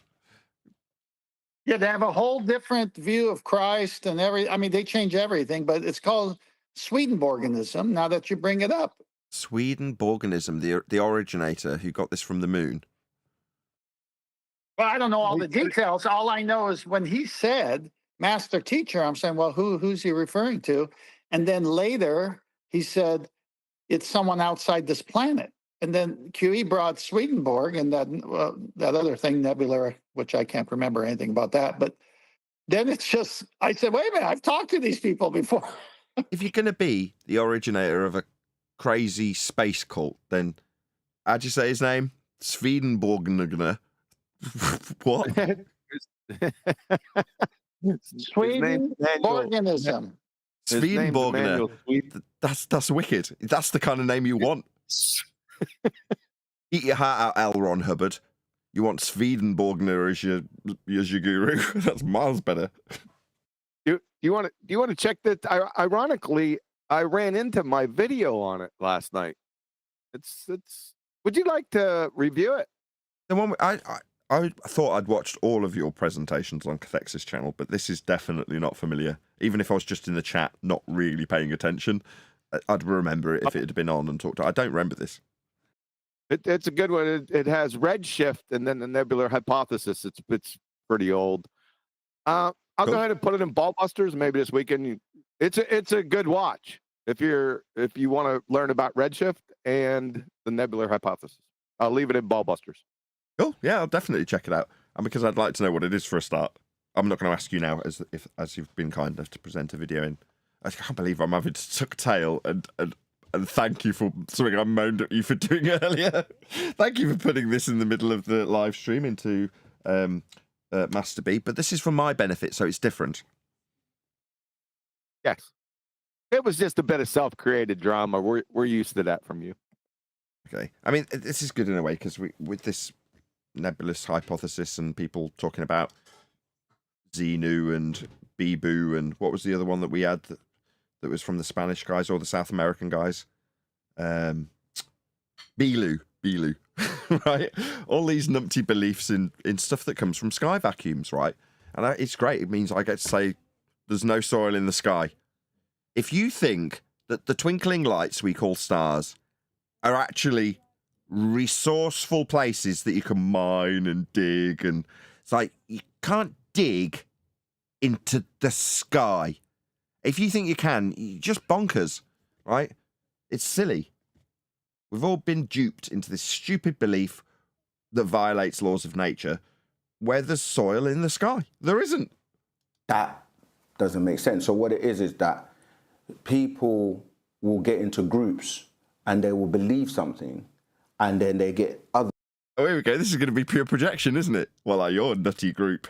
Here we go. Roll on some projection. ...for people to believe them, and they all now belong to this club that pushes this ideology that it's flat. But then you start to say things like, the same people that talk about the earth being flat, some of them are religious. Okay, and some of us aren't. And? Because they will talk about God or Allah, or do you know what I mean? Like, and then you say to them, well, where is this person? They will say it's in heaven, or no mention of Buddha. Outrageous. Somewhere else. Unless they dispute that completely, then it doesn't make sense, because then the same person they're calling a deity, God, Allah, etc., they say is not here, is in heaven. And another one confirmed place or somewhere else outside of it, where we... So it's a Muslim heliocentric. It's the Muslim version of Scientology, correct? It's just got as much heliocentric spin in it. I've only learned this in the last couple of years, well, probably less than that, in the last 12 months. It doesn't matter what religion you are. If you go through the school system, and I'm going to call it that, doesn't matter what language you speak or what religion you adhere to, you're going to get taught heliocentrism. Therefore, there's going to be spin-offs that parallel the Christian spin-off heliocentric cults like Scientology. I don't know what this is. You'll have to give us the name again, Essential, but this is the same thing. It's just the Muslim version of Scientology, isn't it? Yeah, I'll try and find the name. Fascinating. I wouldn't have been able to say that 12 months ago because I hadn't spoken to a few people on Omi TV, and found out, oh no, it doesn't matter what country you're actually in. You're just going to get the same heliocentric nonsense fed to you. It's the one world religion. It takes precedent over whatever religion you're actually in. Doesn't matter if you're being taught Buddhism or you're a Sikh or you're a Muslim or you're a Christian or you're a Jew. You're on a ball in a sky vacuum, first and foremost. Let's get that clear. It is very much the one world religion. We know that when you read the text, the words that are used are describing. Uavian is basically L. Ron Hubbard's equivalent in the Muslim culture, it would seem. In outside of the planet, as in the constellations, you know, if you look at quotes like Job 9:9, Amos 5:8, there are many quotes that talk about Pleiades. What's Job 9? What did he say? What was the... Let's look them up on the fly. Let's just see what they actually say. I think he's just referring to the constellations that are named in the Bible. Is that it? Okay. Then I don't need to look it up. I just sent you a link to Swedenborg a Master B.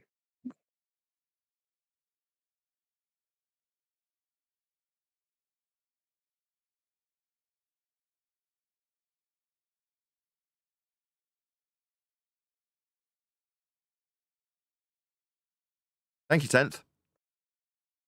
Arcturus, Orion, Sirius, and this is all in the book. And these are constellations that you can look into the sky and see. So, and there are satellites. People use mobile phones.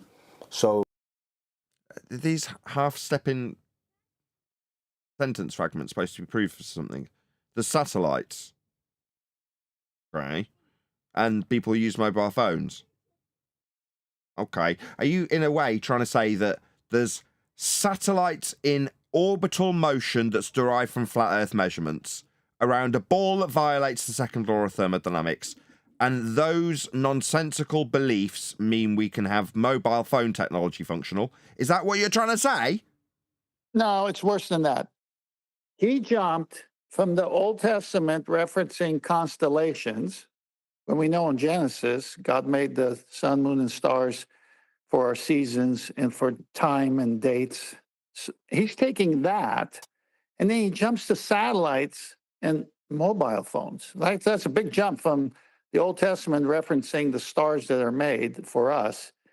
But what he's trying to do is he's trying to link those constellations to satellites orbiting a globe Earth, which is not the case because those stars have an elevation angle, which proves a flat plane.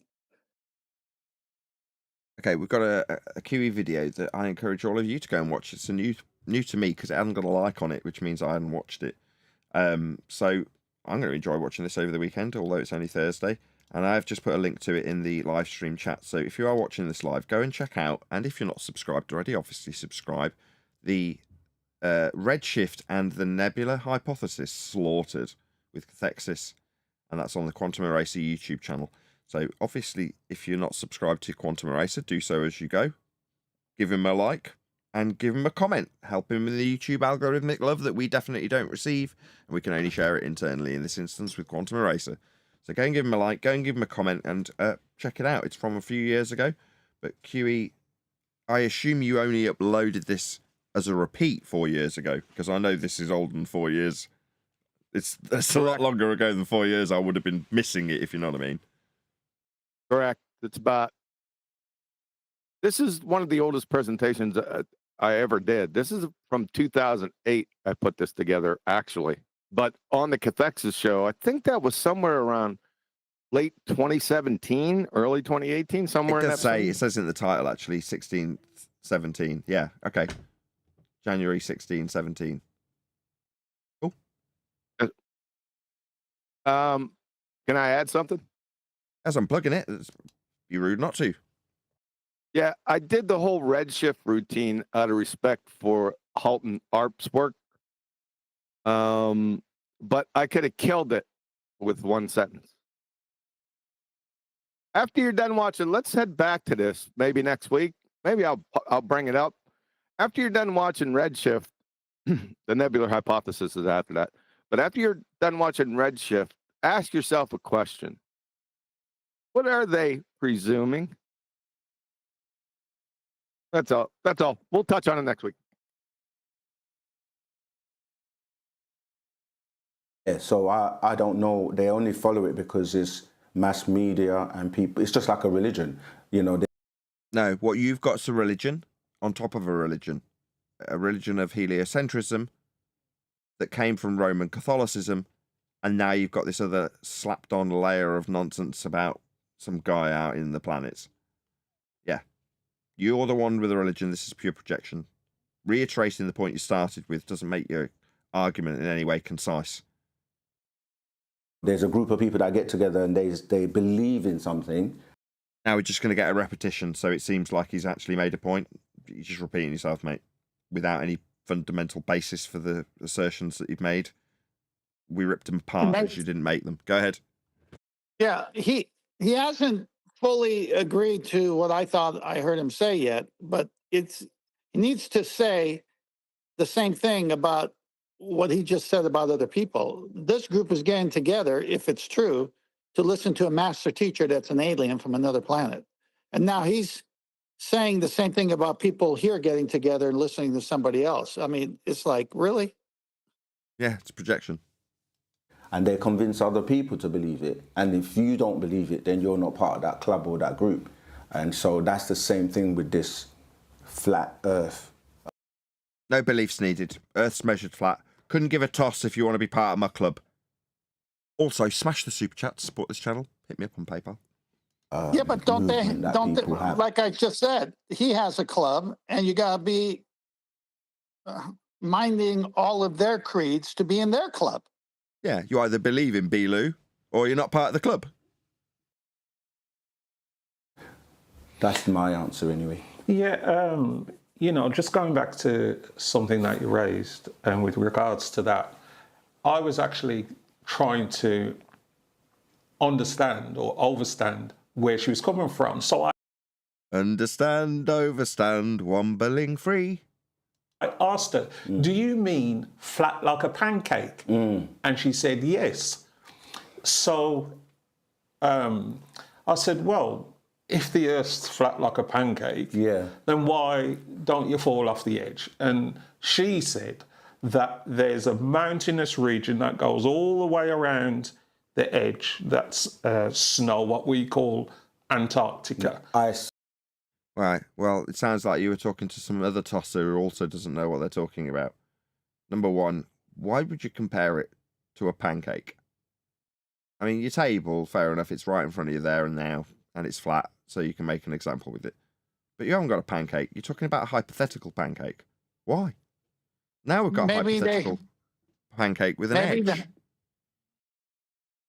I'm sorry, maybe they want their argument to stack up.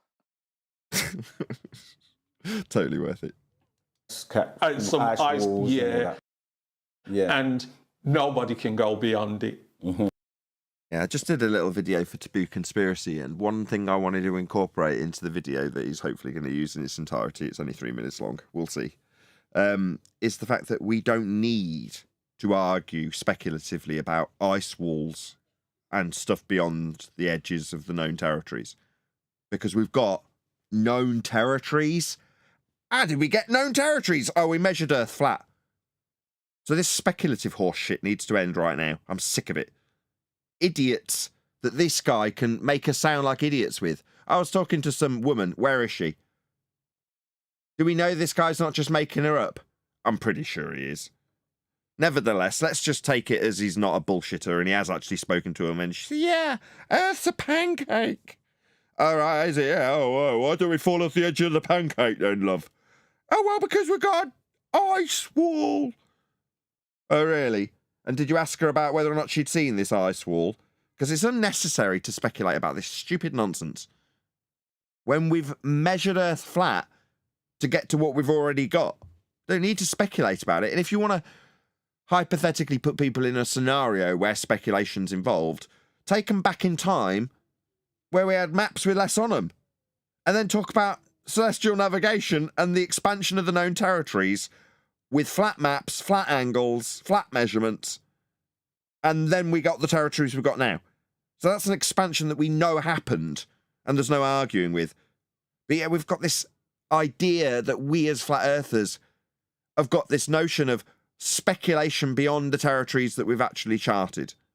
Why? Well, because it was put into the narrative by God knows who before we even got here. Ice walls and domes, falling off edges. It's all horse shit. None of us came up with this crap.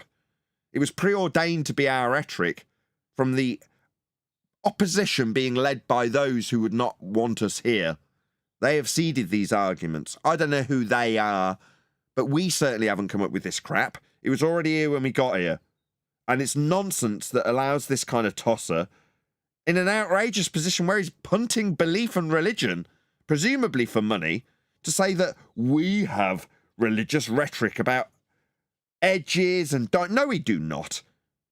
That's what the mainstream would have you believe we say.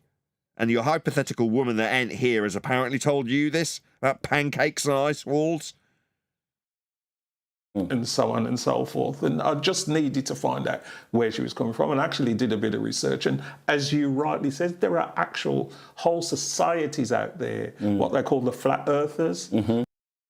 So your bit of research led you to not even be able to name the society correctly. Societies out there, they're called flat earthers. No, I'm a flat earther, and there's the Flat Earth Society that comes up first on Google. So I can now boil this down to an actual statement of truth based on what he's told me. I typed in "is Earth flat" into Google. Top result was Flat Earth Society. They talked about Pancake Earth. I then invented woman who told it me. You bloody bullshitter. We know exactly what you did in your research, don't we, son? Call me wrong. I'm not. That's exactly what he did. And, you know, if that's what they want to subscribe to, then... So they, being flat earthers, want to subscribe to Flat Earth Society rhetoric that happens to come up first on Google. It's his research. No, mate. No, I don't see Earth as a pancake. No, I would actively argue against suggestions of speculation beyond ice walls we can't prove. No, I very much brace against this as a flat earther. You're parroting the anti-flat earth in reality rhetoric of a group called the Flat Earth Society on your first Google search result. That's up to them. But it just really surprised me because this person that I know... The CIA has particular skills in developing... What was her name? Yeah? How long's she been a flat earther? Does she have a YouTube channel? Does she have a Facebook account? Can I have a word with her about the stupid shit she said to you? Tina. You're just guessing. Or are you guessing, Brian? Do you know this guy? Tina. Did you say Gina? Whichever. I can't look at her the same. Yeah. I mean, it's a belief system. And like you said, in terms of the... No, dickhead, we already covered this with you. Are you just going to repeat the same crap you said earlier? Just to keep parroting that it's a belief. No, it's measured flat. That is not a belief.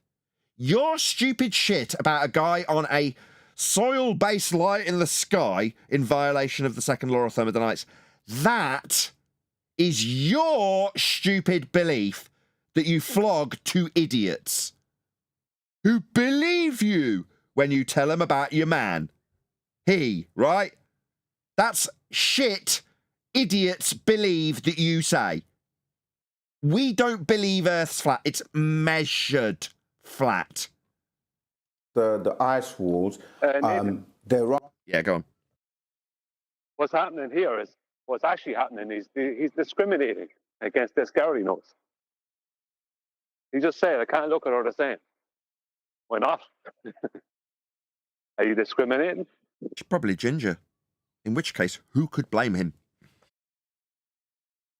There are parts where you get to in the Antarctica that people are not allowed to go further.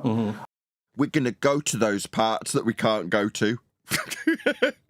They're going to 24-hour stream it. Where we can't go in that. But for people to say, nobody's been beyond there, how do you know if you've never been beyond there? What we do know, as taught to us by... Who cares? In terms of whether or not Earth's flat, that's how it's mapped and charted. By Parna Babyanon is that you have many entrances to the caverns inside the earth. What caverns inside Earth exactly? Which there's a place known as Shambhala.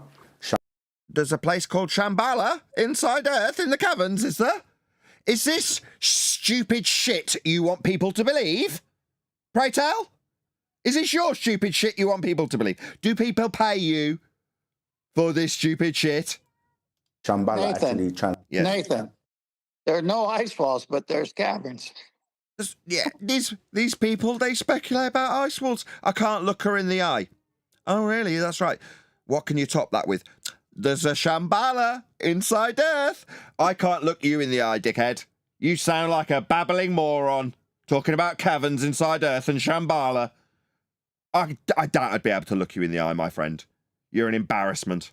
Translates as centered by Allah, and that there are many extraterrestrial beings that have been extraterrestrial, like as in extra to the ground that we're standing on, as in on the bits of soil that are the extra terror in the second law of thermodynamics violation.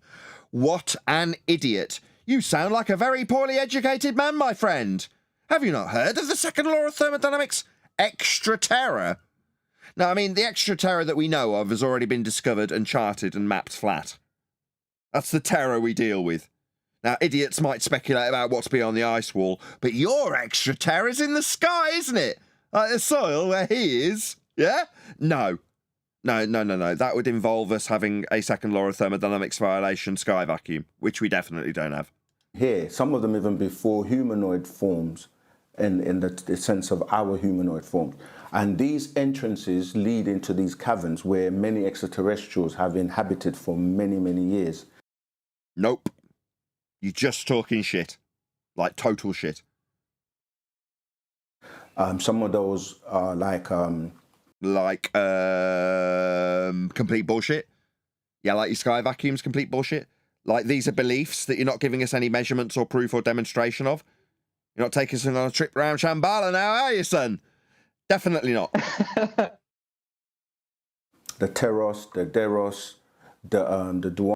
The Reros and the Meros. Yeah, it's all bullshit.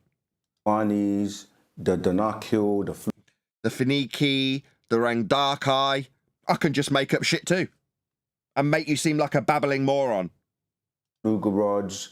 The Fugarods, the Mangasines. These are all just stupid words. Idiot. Right? Like some shit that you want people to believe in. So many different species. And that you made up. And that people have even ventured into this subterranean world. Have they? Show me. Admiral Byrd, for example. Yeah. Did he? Show us. Who was he was an army. He was flying a plane and he lost his way and went into the caverns. The story you think you want to recite to your audience is that he flew, lost his way, and went into Earth in the plane. Is that your story? There are many entrances. Some of them are like, where the pyramids of Giza are, in South America, in different parts, and Antarctica as well. So the entrance to Shambhala is the pyramids. Prove it. The entrance to Shambhala is Antarctica. Prove it. Oh, is it? Do I have to take this on trust? I'd rather not take it on trust. Oh, man, I spoke to this guy and he told me that Shambhala was, inside Earth and the entrance was the pyramids. I can't look him in the eye anymore. I mean, this man's dead to me. He's just completely idiotic. When he spouted this shit, I hung my head in shame. Couldn't look him in the eye no more. So, Nathan, and many people... Yes. Nathan, when he spoke to you, did it blow your socks off? See crafts come and go into the seas and go into the subterranean world. No, you're thinking of Thunderbird 3. And so, obviously, some of these extraterrestrials have made pacts, agreements, and treaties with world governments. Really? Show me one. To remain anonymous. Really? Show us them. Show us the treaties from the aliens that wanted to keep them anonymous. I think you're thinking of Men in Black. And they coexist and live. So no, you're definitely thinking of Men in Black. They're guarded. These entrances are guarded, and certain like special weapons that they get from like MI5 style, very clean looking, lots of glass with all these futuristic weapons in it, like those guards. This is Men in Black. Walls, or you know what I mean, blockages are there to prevent people going, because obviously if people were to really, and it's starting to happen anyway, many people are sighting extraterrestrials, many people are sighting crafts going in. No worries. So what you're leaning on is the wankers who set up little models and toys to peek over windows and film them in very blurry crapovision. You're saying that you're going to lean on them as your evidence. I mean, it's almost as good as my standard of mapping, charting, measuring, flying across, sailing across, building upon Earth flat, with measurements to do all of the above. This shit is almost as good as that standard. What's that, sir? I've got a belief. Oh, really? I'm thinking this garbage is just beliefs that you hold. Into the water, coming out of the water. And so, yes, if a lid has been kept under it for so many years. Because you've blown it wide open and you've got all of these treaties and documents to prove the shit that you just peddled. Based on faith. And recently, you know, disclosure and certain things are starting. Recent disclosure? Show. What's been disclosed, I ask? Yeah, nothing's been disclosed. This man is full of shit. Total shit. Now, based on the fact he's just said there's been all sorts of disclosures, unless he presents something in the next 30 seconds, I'm just going to call him a liar. Starting to talk about, they call them UAPs, unidentified aerial phenomenon, and aerial phenomenon. Okay. Before it was UFOs, unidentified flying objects. People have seen many types of beings. Oh, Sasquatch, this is another one, which is known as Bigfoot. People have seen. Have they? People have seen Sasquatch / Bigfoot. That's your evidence. What's next? What's the next standard that you will lean into to affirm your shite you expect your audience to believe? Let's get it absolutely pegged down what you're asking for. You're asking for our faith in this shit you speak of. In this case, Bigfoot. Okie dokie. You know, there are many, many, many incidences around the world, globally, by different cultures. We're not on a globe. Earth's measured flat. Your globe faith that you were unaware of, presumably till you watch this, after my audience suggests that you should come and review us ripping you a new one based on your faith-based nonsense that you're peddling to your audience. You were presumably unaware that your globe faith came from flat Earth measurements. It's just another layer to your stupid beliefs that you peddle here on YouTube and various other places in Brumland. So there's a link to these guys' channel. I'm going to round it out now. I'm kind of getting a bit sick of them, to be honest. OSM Vision is the name of the videographer. Flat Earth, why do people still believe it? ? Is the name of the video. Please let them know. At Nathan Oakley 1980 sent me with a polite comment that helps them along the way in the YouTube algorithm. Doesn't get immediately deleted by the YouTube bots and hopefully isn't offensive enough for them to want to remove it, but simply alludes to the fact that at Nathan Oakley 1980 sent you to leave a comment and that we responded to their video. Pointed out the inaccuracies and projection that they have utilised during their video. That is to say, suggest that we have beliefs. Correct that garbage by pointing out the facts of the measurements that Earth is utilising daily and the projection of their beliefs that they've been peddling, presumably for some time, to an unsuspecting audience of idiots who take them at their word when they talk about Sasquatch. Anyway, let them know at Nathan Oakley 1980 sent me. There's a link going by in the live stream chat as we speak. Any further comments from the YouTube panel or anybody else who's in Discord that want to pipe up about what we've just been covering? Yeah. I have something to say after that. Okay, mine's quick. You forgot to nail them on the projection when they said flat Earth edge, when that's their weakest point of their argument. They have to have the edge. Yeah, Black Swan on screen now. If the Earth was a sphere with a radius of 3959 miles, as is believed by them in their expanded religion, then every distance to the horizon could be no more than 1.2 times the square root of the observer's height in feet.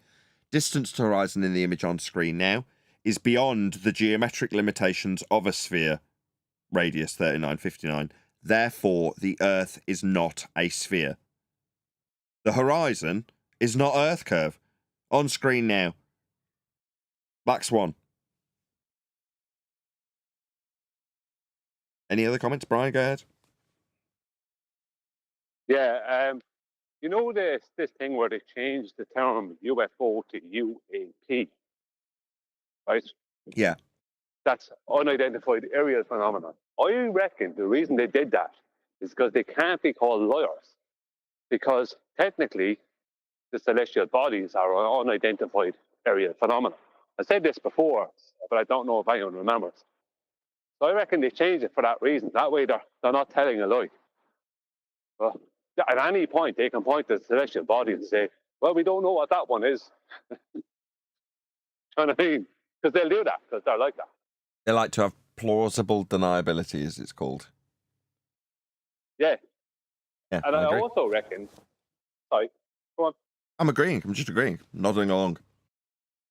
I was also thinking, you know, this thing about Sasquatch? Now, let's think about it. What about if that whole thing was only made up to support evolution? I think it is. I think it's a spin-off. I think it's not there to support it. It's been naturally spun off from the idea we have evolution, Big Bang. We were talking about redshift earlier. But all of those things kind of flow into these ideas, I would say, as opposed to someone's come along and gone, how can I bolster evolution? I mean, it might be right. I don't know. I'm just speculating also, aren't I? Any more for any more? Well, if you're going to put a foot in your mouth, it might as well be a Bigfoot. Well, you'll have to Sasquatch their video if you want to see any more from it. And indeed QE's video that was shared earlier. Very good. Very good. Anyway, with that, I'll say if you are watching this on either Nathan Oakley 1980 or Nathan Oakley premiering streams, then stay tuned as there will be an after show to follow. Unfortunately, though, if you are watching this live, this is where we bid you farewell. So, another massive thank you to all of you liked, commented, shared, subscribed, joined as a Nathan Oakley 1980 channel member, and all that good stuff. I've been Nathan Oakley, and I will see you all in the next video.